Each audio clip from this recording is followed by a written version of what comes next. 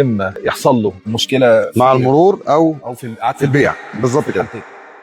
او الحاجه الثالثه وهي الاصعب والاهم اللي هو يقطع ويبدا يحصل له مشكله لا قدر الله تخص الامان بتاع السياره. اكيد. مظبوط الكلام. مظبوط. الموضوع ده هسالك دايركت، الموضوع دوت انت كحد طلعت عربيات كتير ما شاء الله، مئات السيارات طلعت من تحت ايديك بالطريقه دي يعني. الحمد لله. الحمد لله. انت شايف لو انا هعرف امشي اموري وهعرف في ناس بتعرف تكلفت العربيات وممكن تعدم المرور، انهي احسن؟ لا قدر الله انت عربيتك اتخبطت نفس الخبطه دي، تمام بعد الشر عنك، هتعملها بالطريقه دي ولا هتغير؟ سؤال صريح. هو طبعا ده اكيد بيرجع للحادثه نفسها، بس في الغالب في الغالب زي ما حضرتك قلت كده، لو اتجهنا اتجاه للمرور بيبقى في مشاكل، والبيع والشراء بيبقى في مشاكل في القطع. فاحنا خير الامور الوسط. بنعمل ايه؟ اضطر ان احنا نعيد تصليح تاني. هناخد وقت زياده وهناخد مجهود زياده قوي ويعني هنصرف خامات ازيد. مظبوط. لكن في الاخر النتيجه هنحاول ان احنا نخليها زي ما قلنا خير الامور الوسط مع العميل ومع شكل العربيه النهائي اللي هيطلع كويس. هيطلع كويس. يعني هتغير الحاجات اللي انت مضطر تغير لها بالظبط، وتستثني الحاجات اللي هتبقى الاجزاء الجوهريه اللي هتعمل له هو ايه مشكله. بالظبط. تمام. الله ينور يا باشمهندس، كتر خيرك. ربنا يقويك، ربنا يقويك على اللي عندك. الله يخليك. شكرا.